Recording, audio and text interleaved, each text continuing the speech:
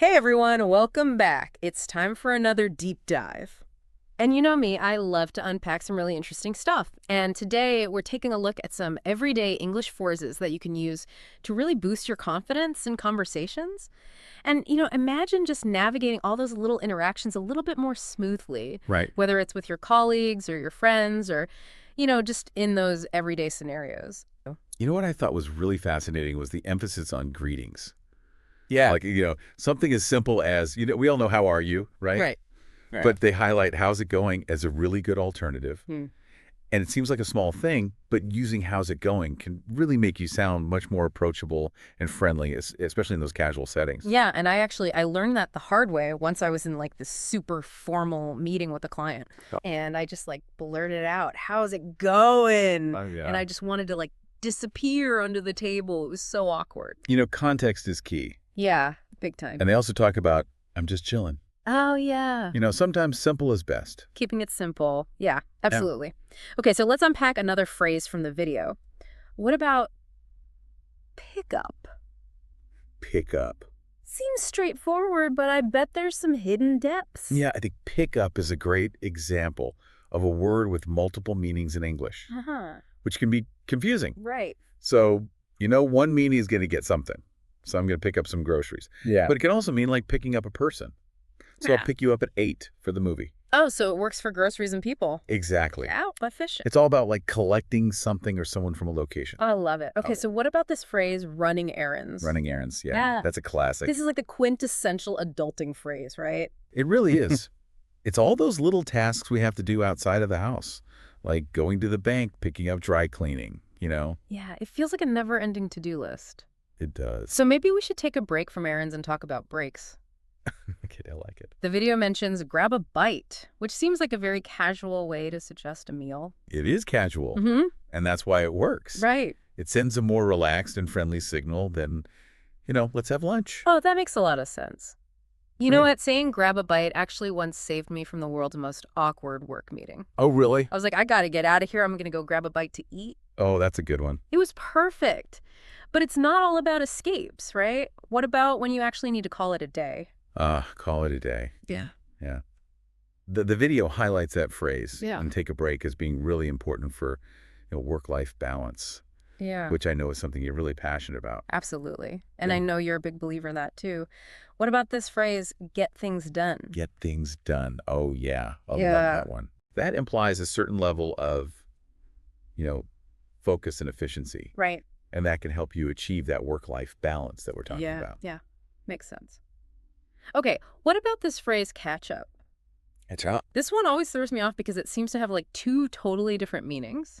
It does. It can be Mhm. tricky. It can be about reconnecting with someone. Right. So we should catch up soon and hear all about your trip. Right. But it can also be about, catching up on tasks. So like I need to catch up on sleep Exactly. or I need to catch up on work after being sick, like two totally different things. Yeah. But I think they're kind of linked by that idea of, bridging a gap, Oh, that's interesting. whether it's in a relationship or in your responsibilities. I like that.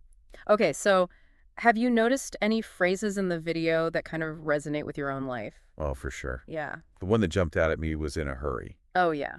because I feel like that's my permanent state of being. Oh, me too, me too.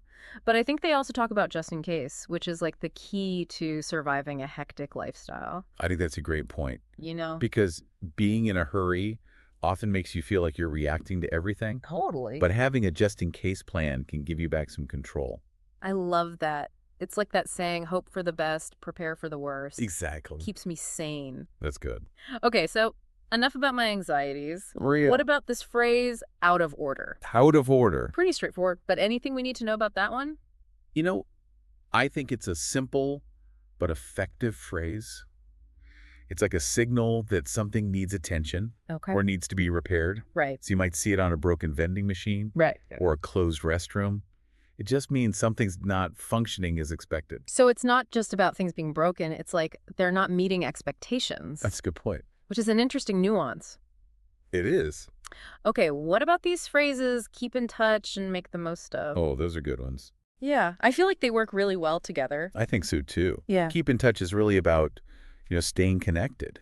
Yeah. It expresses a desire to continue a relationship. Right. And then make the most of is about, seizing those opportunities, Yeah, living life to the fullest. yeah, and I think those are especially relevant for, someone like you who's, constantly learning and growing. Oh, thanks. You're welcome. I appreciate that. Okay, so what about this phrase on the go? On the go. I feel like I embody that phrase, You do. but they also talk about pick someone's brain, which I feel like is so important It's essential. for anyone who's constantly, learning and growing. Absolutely. I have to confess, I am always on the go, so I might need to pick your brain sometime about how to settle down. Anytime. But what does that phrase even mean? It seems like it has a few different interpretations. It does. It can be tricky. You're right. Yeah, It can refer to, starting a family. right. It can refer to calming down after being agitated. Mhm. Or it can even be, establishing a permanent home. Like it's all about finding a sense of stability Yeah, I think that's a good way to put it. and permanence, which I think is something we all crave to some extent. For sure. It's fascinating how a simple phrase can hold so much meaning. It is. Yeah, Yeah. it really is fascinating how these simple phrases can kind of like reveal our desires and our values. Yeah, it's like a window into our collective psyche, you Yeah. know?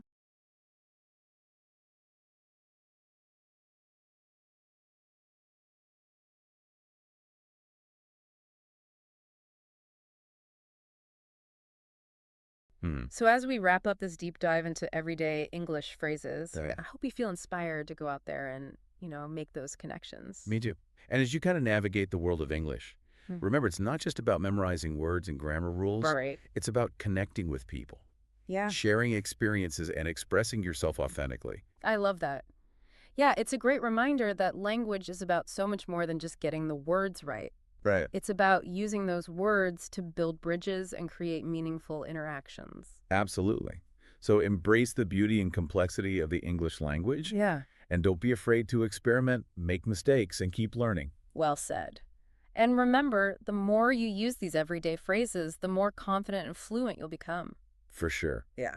Now, before we sign off, I want to encourage you to continue exploring the world of English language and culture. Yeah.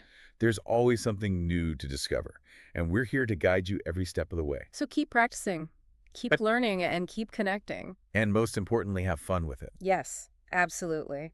It's been such a pleasure diving into these phrases with you. Until next time, keep those conversations flowing.